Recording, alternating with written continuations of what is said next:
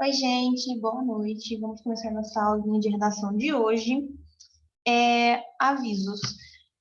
Essa aula nossa vai ser normal, vou dar uma diquinha ali sobre o título no começo, a gente vai trabalhar o tema da semana, mas a aula de semana que vem vai ser diferente, vai ser uma outra metodologia aí. Eu pretendo escrever uma redação com vocês, tipo assim, na hora, sabe? Porque eu penso assim, ó, eu já tirei uma boa nota no Enem, então eu quero mostrar para vocês o raciocínio que a gente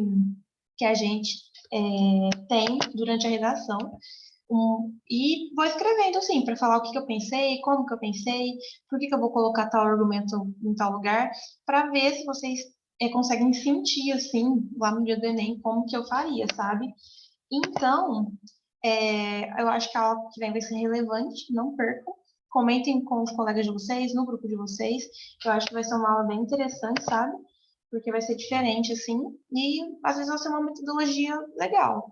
Que aí a gente trabalha o tema enquanto a gente escreve e vocês conseguem entender isso. Se vocês gostarem, a gente pode fazer isso de vez em quando. Esse é o primeiro recado que tenho para fazer. Então, vamos lá. Por que eu não estou conseguindo passar o slide?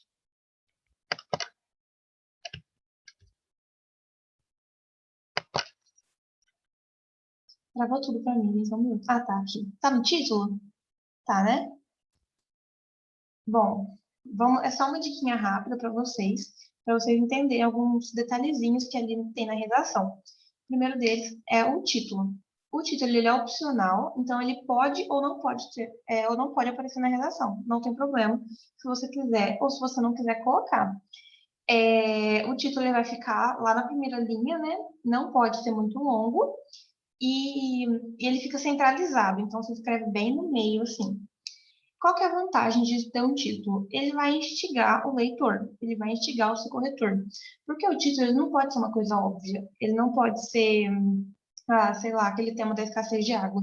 O seu título não pode ser a escassez de água, porque isso é basicamente o tema da redação. Então, se você vai colocar, você tem que colocar uma coisa que seja interessante, um, pode colocar não sei, um problema essencial do século XXI, sabe? Uma coisa assim para instigar para o seu corretor pensar, nossa, mas o que que será? E querer ler o seu texto. Então, essa é uma vantagem.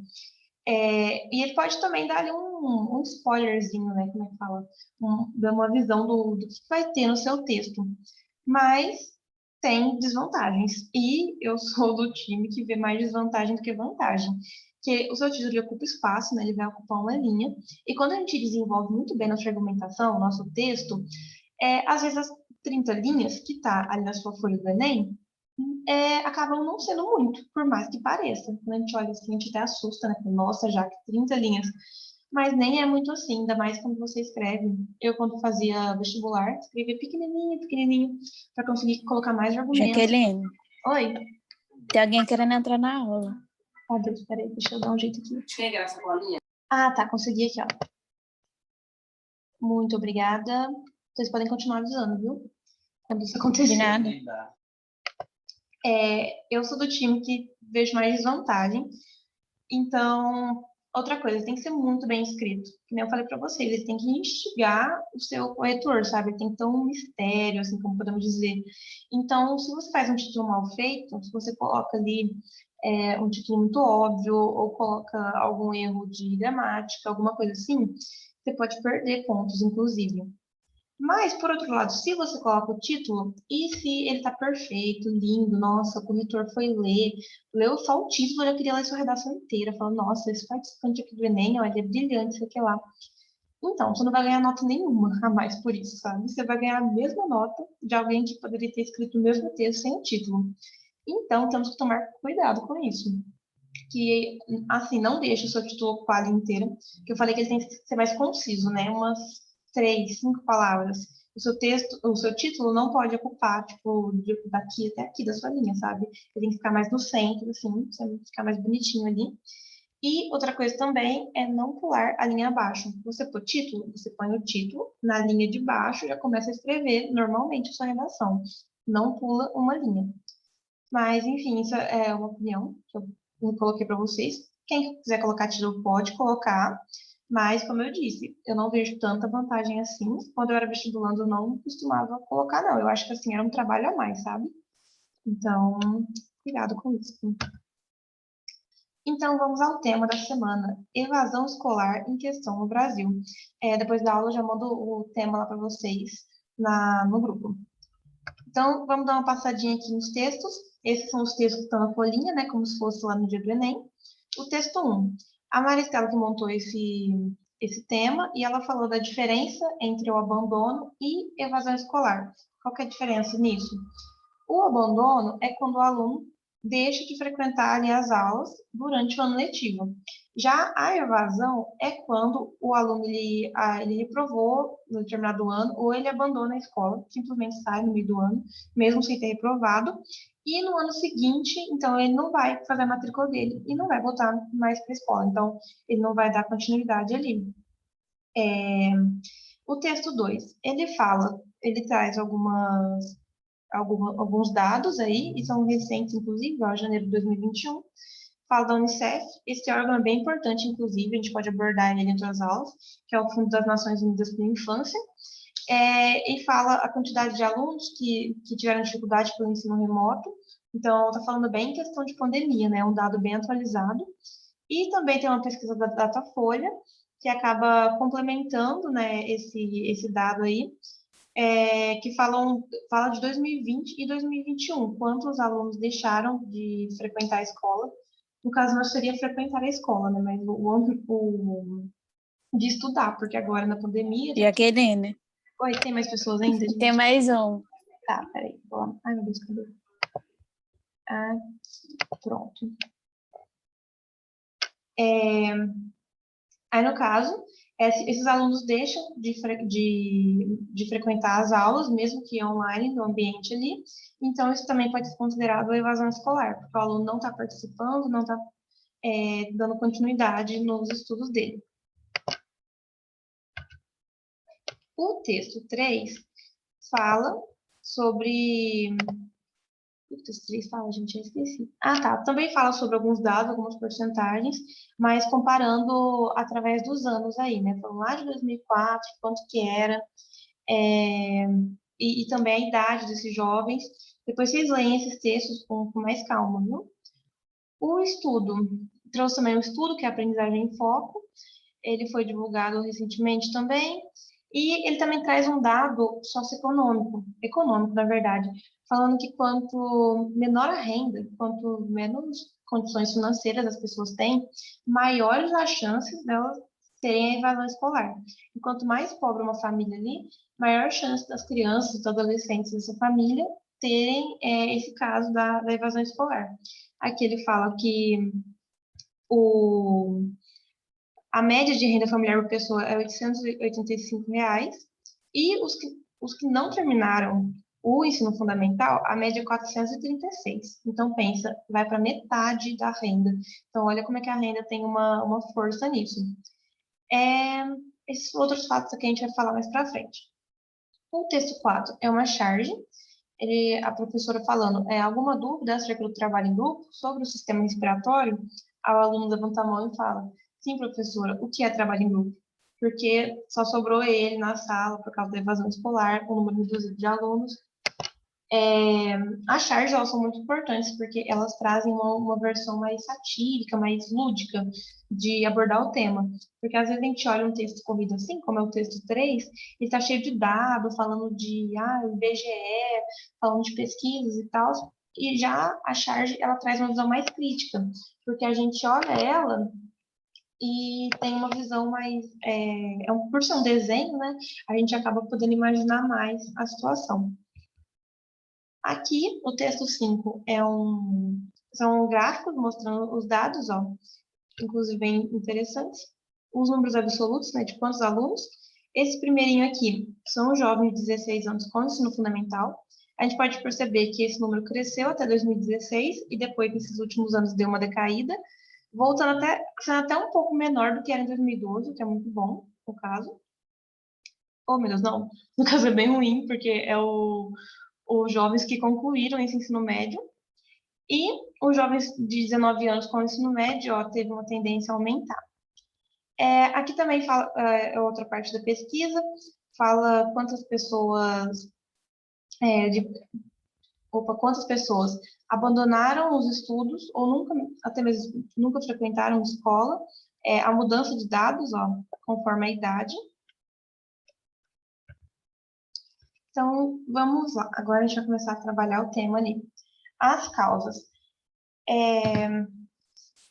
A primeira causa que a gente pode citar aí é o acesso limitado, que muitas vezes acontece aí. Coloquei até uma imagem aqui do lado para a gente poder visualizar isso, que às vezes essa criança, esse adolescente, jovem, mora em uma área periférica da cidade mesmo, às vezes é uma favela, ou às vezes só um local mais precário, mas que fica muito longe da escola, porque às vezes uma coisa que acontece muito, às vezes tem uma escola do lado da sua casa, só que você não consegue vaga naquela escola, porque o bairro já tem muito adolescente, muito jovem, e aí lota, e aí algumas desses jovens têm que ir para outros bairros mais longe de casa, então isso pode ser um dos fatores que afeta.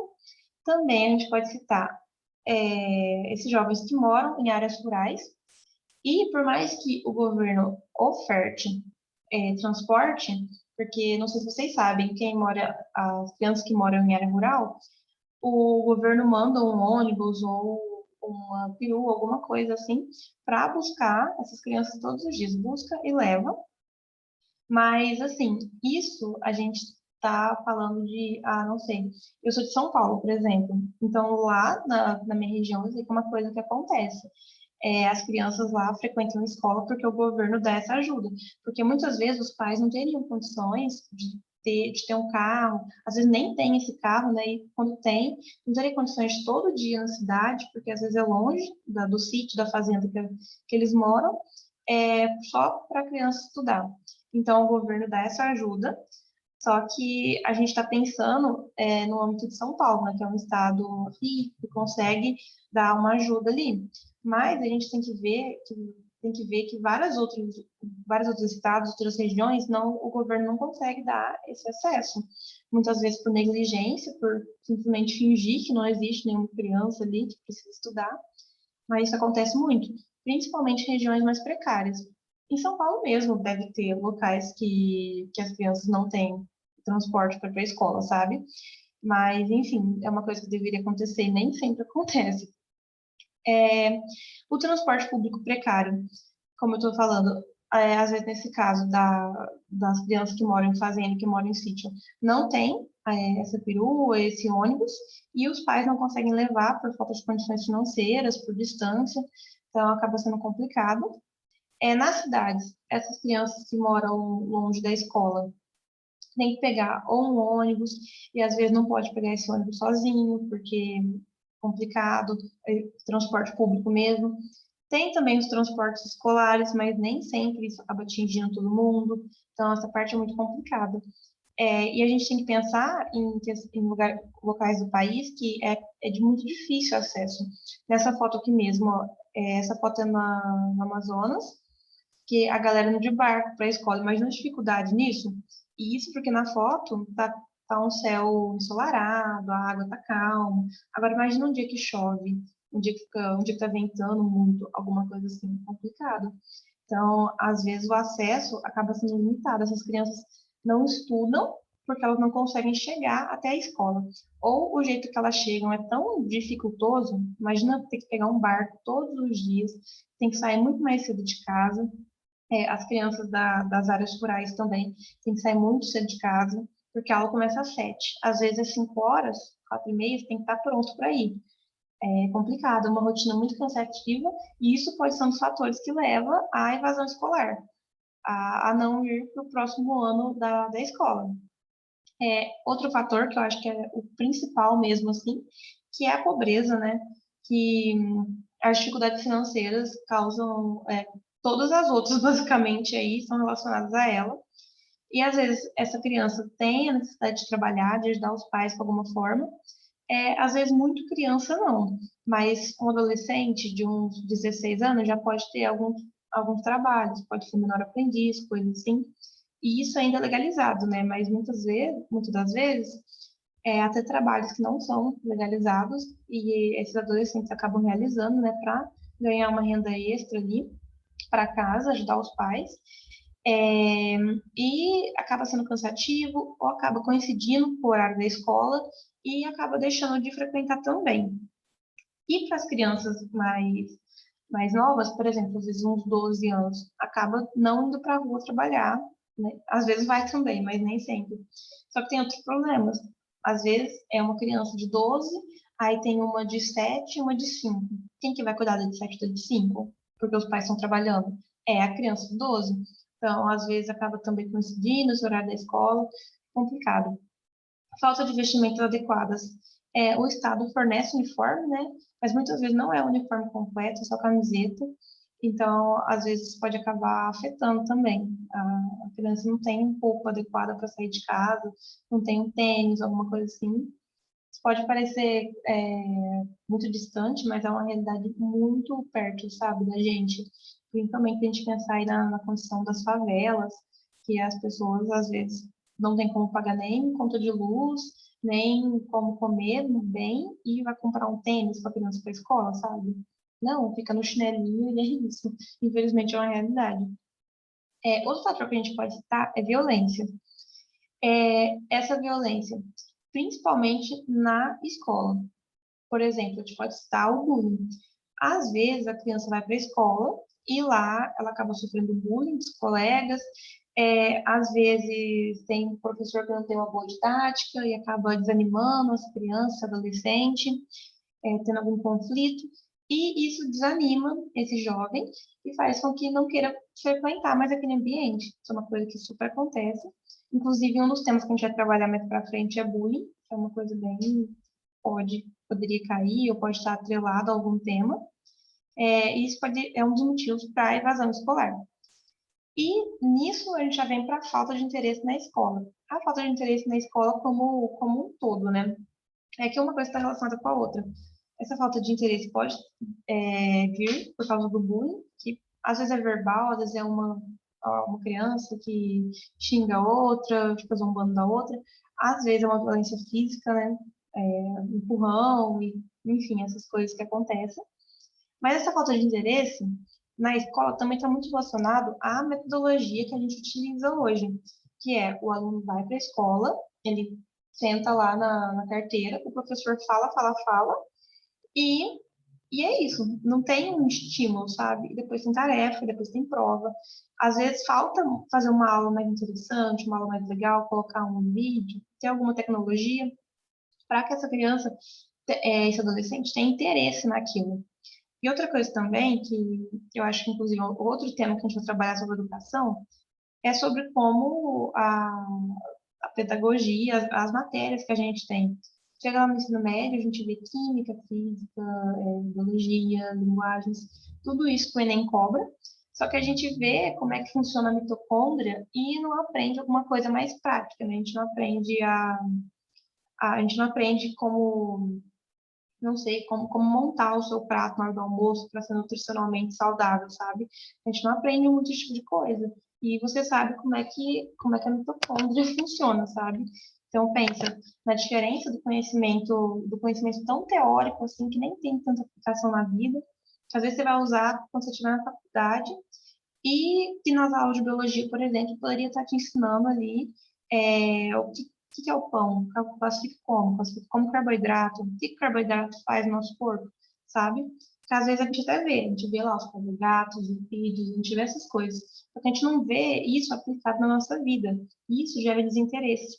Inclusive, eu vou falar para vocês, o Paulo Freire é um dos repertórios que eu trouxe, que ele fala justamente isso, que o conhecimento, ele só vai ficar na gente, a gente só vai aprender alguma coisa quando ela tiver função na nossa vida, quando a gente vê que aquilo dá para ser aplicado. Aí que vai ser que a gente vai usar aquilo, né? O Paulo Freire, para quem não sabe, ele é um filósofo, ele é o patrono da educação no Brasil. Ele estudou a vida inteira sobre isso, sabe? E é isso, justamente isso que ele fala. E, atualmente, vamos combinar que o sistema de educação, principalmente nas escolas públicas brasileiras, ele não está atualizado, né? Ele é muito ultrapassado, ele é muito rígido, muito restrito. E os jovens acabam não tendo tanto interesse nisso, não têm o interesse de ir para a escola aprender, vai mais por uma obrigação. Então, é sobre isso, a falta de interesse, sobre tudo que acontece, sabe? Vocês podem comentar, viu? Falando o que vocês estão achando aí. Vou abrir o chat. Exatamente, Delta e Bhaskara, gente. Delta e Bhaskara, assim, é que é uma das operações mais básicas da matemática que tem, mas, cara, na vida não tem aplicabilidade. Em compensação, a gente deveria gastar muito mais tempo estudando educação financeira, por exemplo. A gente poderia aprender aí como é que funciona juros, o que é mais rentável na nossa vida. É melhor gastar no cartão, gastando dinheiro, sabe? Uma coisa mais prática. Justamente isso que seria, ao invés de ficar lá aplicando Bhaskara sem conceito nenhum, né? Complicado. Essa falta de interesse, eu já vou pular esses itens aqui e falar da dificuldade de aprendizado, que é um dos fatores também, né? Que aí a gente acaba, esse aluno tem dificuldade no aprendizado, porque às vezes não tem estímulo, ele não se sente motivado a aprender aquilo, então ele tira notas ruins, ele não tem um desenvolvimento bom, e isso vai virando um ciclo, e aí o que acontece? Voltamos naquilo, falta de interesse. Então é muito complicado. Outra coisa também, gravidez e maternidade. Às vezes, algumas meninas podem acabar ficando grávidas aí durante o ensino fundamental, o ensino médio, e tem todo um problema social nisso, né? Por ser uma idade tão jovem, essa menina não está preparada psicologicamente, nem fisiologicamente para ter esse bebê, e ela tem que se preparar ali, e às vezes também é muito difícil conciliar a rotina, ainda mais depois que já tem o bebê na maternidade, ir para a escola, continuar os estudos, é uma coisa muito complicada. Aí tem outros fatores também, né? Muitas acabam tendo vergonha pela gravidez, ou acabam, às vezes, tendo problema de passar mal, e para a escola é muito complicado. Drogas e atividades ilegais. Eu coloquei aí porque, principalmente no ensino médio, essa época que a galera conhece algumas drogas, e principalmente em regiões periféricas, pode acabar tentando comercializar essas drogas para fazer uma renda extra. E essas atividades ilegais acabam atrapalhando, né, o desenvolvimento desse jovem na escola, porque às vezes ele deixa de ir para a escola para praticar isso. Consequências. Trabalhando das causas, agora vamos para as consequências da evasão escolar. É, Pode ter um comprometimento, né? Não temos uma matéria de redação na escola também. Gente, é sério? Não, depois vocês me contam mais disso. Agora eu tô um pouco chocada. Eu achava que era uma coisa assim. Porque o Enem, né, dá 1.000 pontos dos 5.000 totais para a redação e não tem. Olha isso, como é injusto o sistema, né? Uma prova que vai cobrar o conteúdo do ensino médio, sendo que vocês não tiveram no ensino médio. É complicado, gente. Mas daqui vocês vão aprender. Vamos ficar de boa, fazer uma redação ali toda semana, vai dar certo. Consequências. Comprometimento do desenvolvimento, tanto cognitivo, quanto intelectual, quanto cultural. O que é isso? A criança, porque querendo ou não, a escola estimula o jovem a se desenvolver. Não da forma como deveria, poderia ser muito melhor, né? Poderia estar ensinando esse conhecimento da vida que a gente fala, mas, de certa forma, está estimulando ali. Tem uma outra atividade para fazer, é onde a gente aprende leitura, a gente aprende fatos culturais, aprende um pouquinho de biologia, um pouco de matemática, aprendendo um pouquinho, e você vai desenvolvendo suas habilidades ali como ser humano. Então, é uma das formas de desenvolvimento principais aí, e porque se o jovem fica em casa sem fazer nada, ou se ele está no trabalho, alguma coisa assim, não é o desenvolvimento que precisa, sabe? A escola ela tem uma continuidade para esse desenvolvimento. E desenvolvimento cultural também é uma coisa que a gente pode citar, que é lá na escola que a gente tem contato com a arte, que a gente tem contato com as áreas básicas, que a gente aprende um pouco sobre tudo, sabe? Na literatura, a gente vê alguns livros, sabe? É esse tipo de conhecimento que a gente fala. E com isso também tem a falta de socialização, que se essa evasão ocorre, esse jovem, essa criança não vai para a escola, não tem contato com outras pessoas, principalmente pessoas da nossa idade, isso é muito importante, porque pessoas da nossa idade estão passando pela mesma fase que a gente está, então a gente tem assunto em comum, a gente consegue conversar, descobrir coisas, como é que funciona o mundo, sabe? Então, isso é um fato que pega muito também. Pode acabar tendo uma baixa autoestima, esse jovem está sozinho em casa, está tá sem ter uma rede, sabe? Lembra que a gente... Nossa, gente, mas já deu. Meu Deus. Falta 10 minutos para a aula acabar, não tem. Tem uma baixa autoestima justamente por isso. Então, esse é um dos principais problemas aí que tem. Dificuldade de inserção no mercado de trabalho. Quando a gente não completa o ensino fundamental, o ensino médio, a gente não consegue, por exemplo, ingressar no ensino superior e ter uma faculdade. Mas não só isso, muitos cargos por aí, quando você vai entregar o seu currículo, exigem saber se você tem ali um ensino fundamental, um ensino médio, é uma coisa que é exigida. E se você não tem, o que acontece? Você acaba tendo que ir para trabalhos informais. Então, aumento da ocupação dos cargos informais, que são trabalhos que não têm carteira assinada, então, às vezes tem uma remuneração, um salário menor, as condições não são tão justas para você trabalhar, às vezes é perigoso, às vezes você pode ser demitido do dia para a noite e ninguém vai te justificar nada. Isso é muito preocupante. Possível aumento do trabalho infantil. Como eu disse, às vezes essas crianças estão em casa e elas podem precisar trabalhar para ajudar na família, às vezes até forçadas, sabe? Então, esse é um problema também. E um aumento da desigualdade social, né? Porque com a desigualdade social, quem estudou mais vai acabar tendo um cargo melhor, um salário melhor, uma vida melhor. Quem não teve condições, quem teve a evasão escolar, quem fez parte da evasão escolar, vai acabar nesses trabalhos informais e não tendo condições de ter uma vida digna, uma vida como deveria levar. Alguém quer falar alguma coisa? O repertório que eu trouxe para vocês. Eu trouxe bastante repertório filosófico dessa vez, porque eu acho que tem tudo a ver com o tema, vocês precisam conhecer esses filósofos.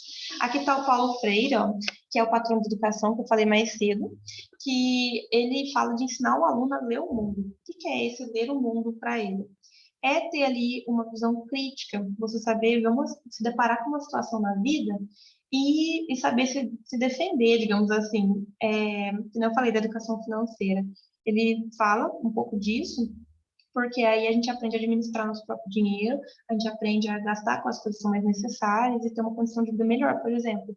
Isso que é a visão crítica. E acaba gerando a independência. A gente consegue pensar sozinho, a gente não depende de outras pessoas para conseguir ter uma vida digna e conseguir coisas cada vez melhores. E ele fala justamente disso, que o conhecimento que vai ficar para a gente é aquele conhecimento que é aplicado na nossa vida. O conhecimento lá que eu falei, das mitocôndrias, a não ser que você venha para algum curso da área da saúde, uma farmácia, medicina, biomedicina, você não vai precisar saber disso, sabe? Então, é sobre isso. E lá na escola a gente acaba vendo. O Darcy Ribeiro também, ele tem uma frase que fala especificamente do Brasil, né? Que é: a crise da educação no Brasil não é uma crise, é um projeto. O que ele está falando sobre isso? Depois a gente relaciona com o tema. Ele está falando que as escolas públicas no Brasil têm uma situação complicada, né? Porque o governo não investe, tem todo um problema ali, tem problema com os professores também desinteressados, os alunos que acabam não aprendendo por causa desse sistema todo, muito complicado. Só que ele fala que isso não é uma crise, não é uma coisa que está acontecendo, porque as crises elas vêm e vão, né? Eles falam que é um projeto, fala que todo o sistema, que o capitalismo, que o nosso governo pretende que isso aconteça. Por quê? Basicamente, o jovem que frequenta a escola ali, mas não tem uma educação de qualidade, ele vai acabar sendo mais alienado, no sentido de ser mais fácil de manipular no futuro, entende? E relacionando com o nosso tema, a evasão escolar, acaba ocorrendo a evasão escolar, então a mão de obra barata do país ela tende a crescer.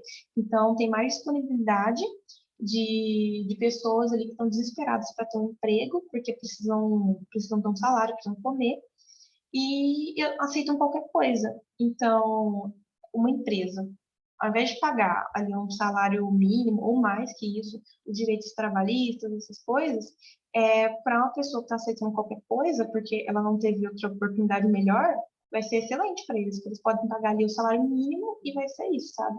E eles vão ter mais lucro a partir disso. Então, vocês podem colocar isso na redação. O Paulo Freire tem várias frases legais também. Vocês podem contextualizar isso, ó, falar porque Vocês podem começar falando Paulo Freire, por exemplo, na introdução, falar o patrono da educação brasileira, Paulo Freire, defendia que todo aluno deveria ter acesso à educação de qualidade, para poder ter uma visão mais crítica. Entretanto, entretanto, a nível de Brasil, isso nem sempre ocorre, sendo um dos principais fatos para a evasão escolar no Brasil. Olha essa introdução, por exemplo. Você começou ali falando de Paulo Freire, de educação, e aí você pega e entra no tema, que é especificamente a evasão escolar. É isso que a gente fala para vocês, ter a contextualização e depois entrar no tema. Porque quando a pessoa leu ali Paulo Freire, educação, ela viu que estava falando de educação, mas ela não viu que era evasão. Aí você pega e entra com a sua tese, que é falando da evasão escolar, tudo e tal. O outro repertório que eu trouxe é o Vidas Secas, já trouxe para vocês uma vez, mas vamos trazer de novo, porque esse livro é excelente, tem vários trechinhos, assim, dá para caber em vários temas. É um repertório chave nosso aí. E a família, é assim, tem o pai, tem a mãe e tem dois meninos. Inclusive, eles não têm nome no livro.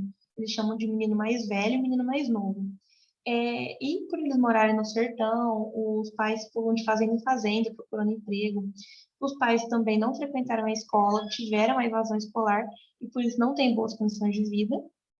Eles trabalham, eles nem ganham salário, se eu não me engano, ou se ganha muito pouco. Eles ganham, assim, uma casinha caindo para morar mais ou menos, e tem que cuidar da fazenda para um fazendeiro, sabe? E aí as crianças não frequentam a escola também, porque é muito longe da cidade. É, esse livro se passa na década de, eu não sei dizer também, mas assim, 1900 e pouco. Então também não tinha aquela ajuda do governo, que eu falei para vocês, de ter o transporte público. Então essas crianças não têm acesso à escola, assim como os pais não tiveram. E então fala justamente disso, da falta de perspectiva do futuro, que essas crianças elas olham e não conseguem, os pais não conseguem ver o futuro. Inclusive as crianças têm muita curiosidade, elas não sabem ler. E elas ficam perguntando para os pais, como que é aquela palavra? E tenta fazer com que os pais lembrem para elas, sabe? Elas têm muita curiosidade nessa parte de escrita, nessa parte de falar, porque nem isso eles fazem muito bem, sabe? Eles nem conseguem falar, de tão precária que foi a educação. Só que tem um desfecho bacana aí, no final do livro, eles deixam a fazenda, deixam a seca, e começam e vão rumo à cidade. Que o pai fala que ele vai para a cidade, vai arrumar um emprego e tentar dar melhores condições de vida para a família dele. E as crianças, consequentemente, vão poder frequentar a escola da época. Gente, a sala tá acabando. Ai, meu Deus, acho que eu não vou conseguir falar tudo, ainda tenho 5. Ai, Deus, por quê? Como a questão da evasão escolar pode ser resolvida? Vou passar bem rapidinho, a gente tem 2 minutos. Tem que reconhecer as principais causas, as características disso. Qual idade que essas crianças deixam ali? É mais ensino fundamental, quando você está ali dos 10 aos 14 anos? É mais ensino médio, que é dos 15 aos 17? Quais as motivações? Por quê? Aí a gente volta lá naquelas causas que está lá. Condições socioeconômicas, tem que olhar também, ver a população daquela escola, quanto que tem passa por uma dificuldade financeira. Tem que ter uma aproximação com as famílias, entender o que se passa no ambiente familiar, o que passa em casa, e trazer os pais para mais próximo do desenvolvimento escolar. Fazer reunião para entender o que acontece em casa, se essas crianças têm um ambiente tranquilo para estudar, se elas estão conseguindo chegar bem na escola. Tem que ter todo esse, principalmente, diálogo, que é ouvir os alunos, ouvir o que eles têm a dizer sobre aquilo, mas também ouvir os familiares, né, que são os pais, quem cuida dessas crianças, dos adolescentes, e também os professores, porque os professores participam aí do dia a dia e, e acabam sendo um papel-chave nisso. A gente pode falar de gestão eficiente, que principalmente o governo do estado tinha que criar uma estrutura favorável à aprendizagem. Eu falei para vocês, com um pouco mais de tecnologia, alguma coisa assim, algumas atividades diferentes, e também ver os investimentos assertivos, porque às vezes o dinheiro é pouco, mas se você colocar no lugar certo, vai ter um resultado bom. Gente, falta menos de 1 minuto para nossa aula acabar. Como é que a gente faz isso, Deus? Eu não sei se eu crio um link para dar 5 minutos de aula, ou às vezes eu posso, não sei. Vou ler os comentários aqui. Ursinho Popular no médio inteiro. Ai,